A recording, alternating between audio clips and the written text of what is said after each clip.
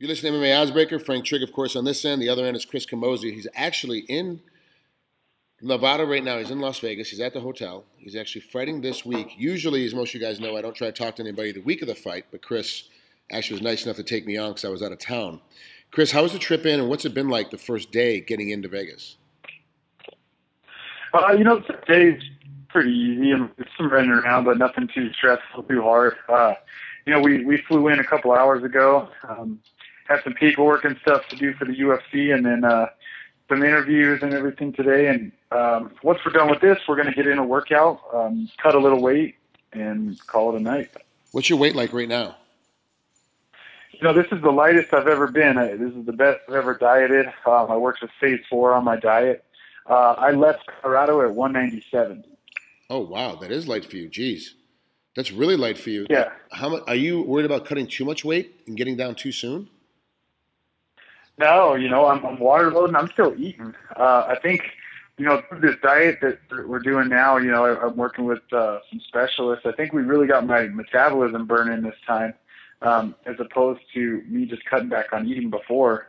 They've been having me eat more through this camp, just more smaller meals a day. So I think my body is just burning it up, and then mixed with all the cardio thing we do, it's taken real well. So I think this should be a real good weight cut. Well, let's talk about Bruno Santos. He's your opponent, and there was some, I don't want to say controversy, but he pulled out early in the training camp and said he couldn't fight due to injury, and then a couple of days later, all of a sudden he was back in, and they had already found a replacement opponent for you. Do you know what happened with that and what was going on? I have no idea what happened. I didn't really ask, and I'm sure they wouldn't tell me, but Bruno Santos has pulled out of a lot of fights down the road. He was supposed to fight my teammate Brian Rogers a while back, and he'd been cut from other organizations for being injured or pulling out of fights all the time. So when they originally gave me him as an opponent, I was telling everybody, I was like, "There's no way this fight's happening. My opponent's going to change." And then when the UFC called me and said that he was out, I wasn't shocked at all.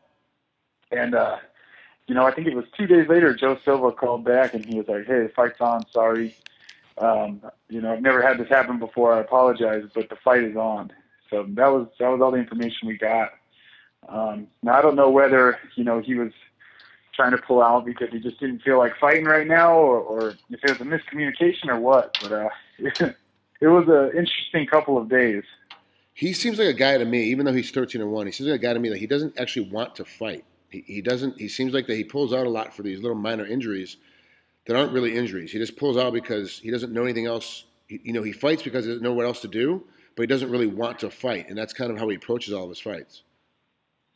Yeah, I think it's been like a year and a half since he fought before. I don't understand how some of these guys do it. We're contracted and we're paid to fight, and I need money, so I want to fight 4 times a year if I can. Obviously, this year has been real slow for me. It's been 8 months since I fought last, and this is my first fight of the year, which is unfortunate. So, after this one, I'd like to keep trucking and get some more fights. That way I can make some more money this year. He fought back in December in UFC Fight Night, Hunt versus Bigfoot. And then before that, that was December 2013.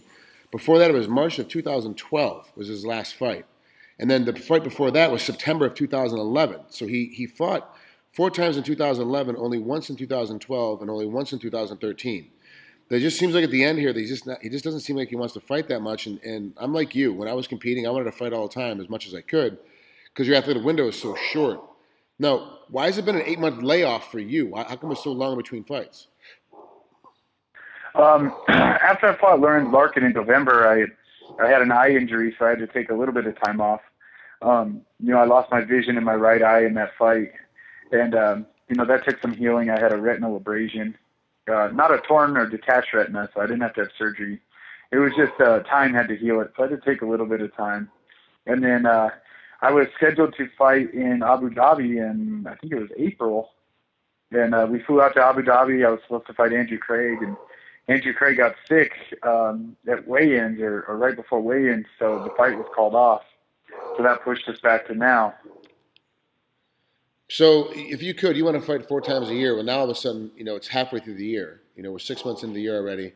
Beginning into our 7th month, Do you think you'll be able to get to this fight being your first one coming up here on this weekend? Do you think you'll be able to pull in another 2 fights before the end of the year within 6 months? Hey, if I'm healthy and injuries free, I want to fight. So as long as everything rolls well, I'm more than game to keep fighting.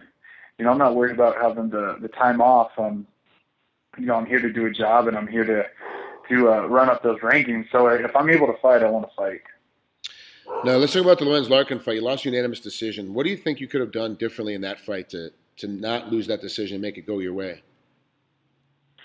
Fighting Lorenz Larkin, I should have mixed up the combinations more. I felt like I was pushing the pace and pushing forward, but I think I needed to mix up my combos more, be a little bit more diverse, working some takedowns.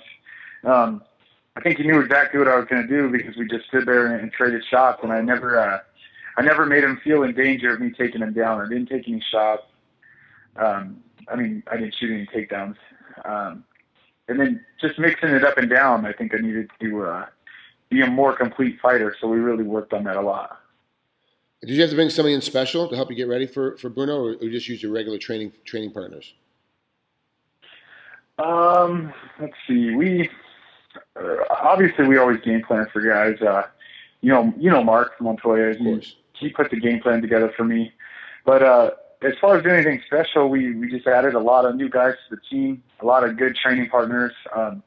Nate Marquardt and Neil Magny have been down training with us now. Brian Rogers from Bellator moved to Colorado. Dustin Jacoby, he's a Glory fighter. He moved to Colorado. All these guys are my size. So adding them into my training camp, it's been brutal in a good way. Every day has been a fight for me.